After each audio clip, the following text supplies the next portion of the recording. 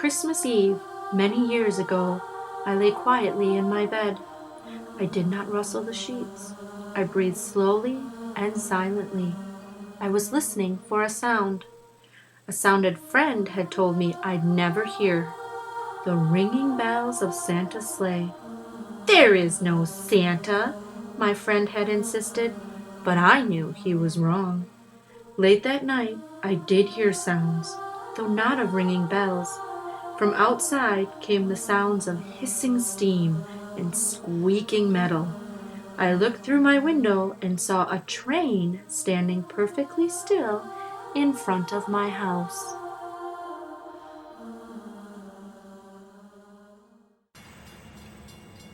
It was wrapped in an apron of steam. Snowflakes fell lightly around it. A conductor stood at the open door of one of the cars. He took a large pocket watch from his vest, then looked up at my window. I put on my slippers and robe. I tiptoed downstairs and out the door. "All aboard!" the conductor cried out. I ran up to him. "Well," he said, "are you coming?" "Where?" I asked. "Why, to the North Pole, of course," was his answer. "This is the Polar Express." I took his outstretched hand, and he pulled me aboard. All aboard! All aboard! Tickets, please, tickets. Well, you're coming?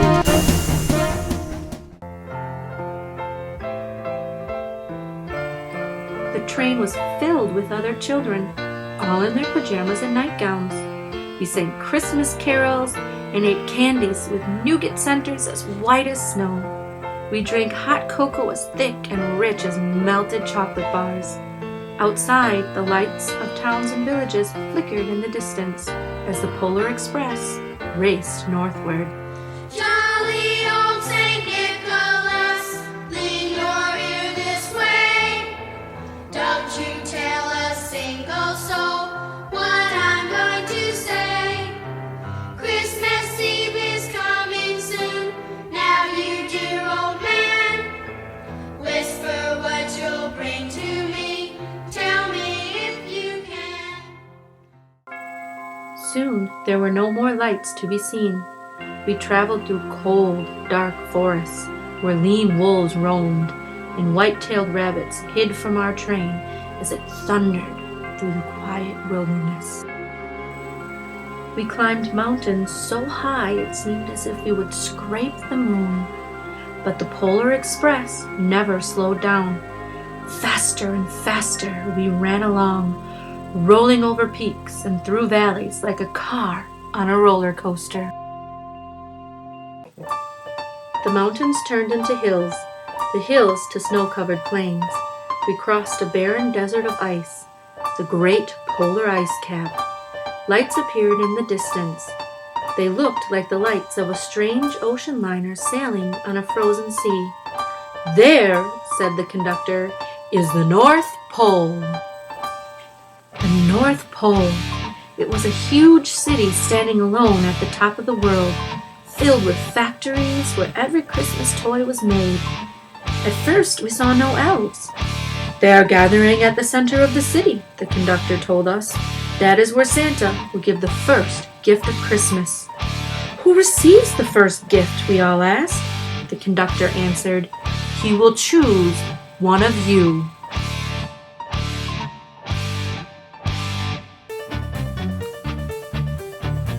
"Look!"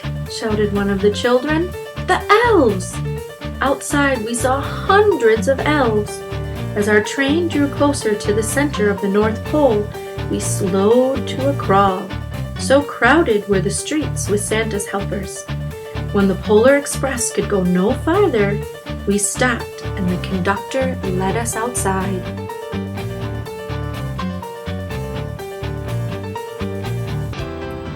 We pressed through the crowd to the edge of a large, open circle. In front of us stood Santa's sleigh. The reindeer were excited. They pranced and paced, ringing the silver bells that hung from their harnesses.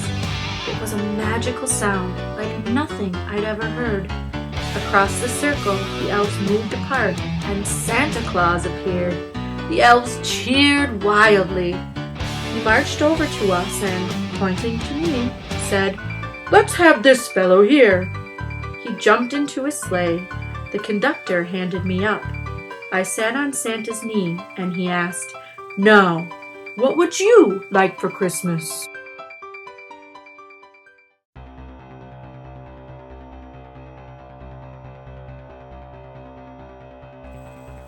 I knew that I could have any gift I could imagine, but the thing I wanted most for Christmas was not inside Santa's giant bag. What I wanted more than anything was one silver bell from Santa's sleigh.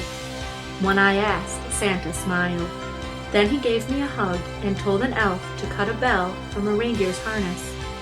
The elf tossed it up to Santa. He stood, holding the bell high above him, and called out, "The first gift of Christmas!" A clock struck midnight as the elves roared their approval. Santa handed the bell to me, and I put it in my bathrobe pocket. The conductor helped me down from the sleigh.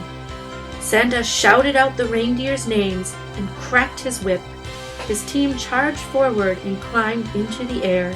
Santa circled once above us, then disappeared in the cold, dark polar sky.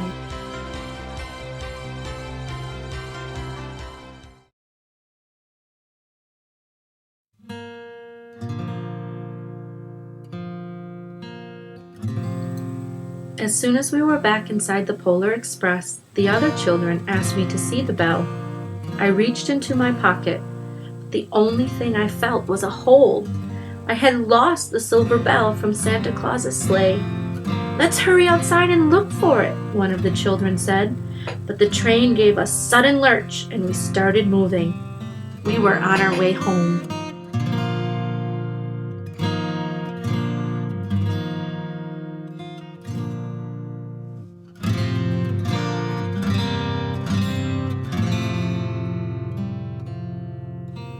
It broke my heart to lose the bell.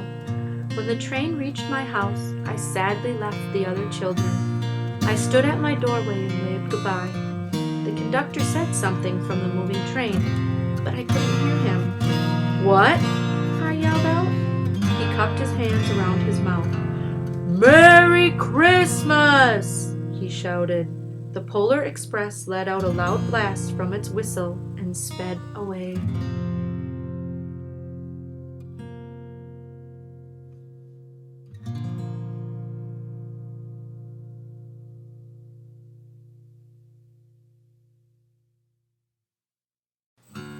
On Christmas morning, my little sister Sarah and I opened our presents.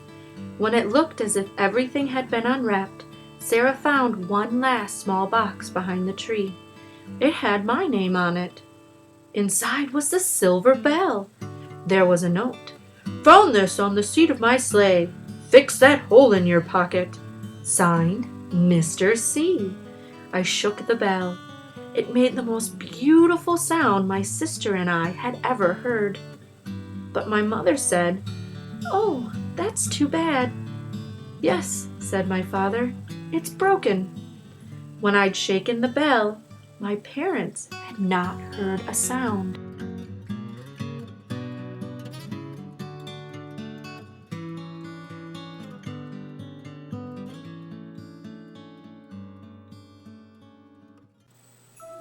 At one time, most of my friends could hear the bell, but as years passed, it fell silent for all of them. Even Sarah found one Christmas that she could no longer hear its sweet sound. Though I've grown old, the bell still rings for me, as it does for all those who truly believe.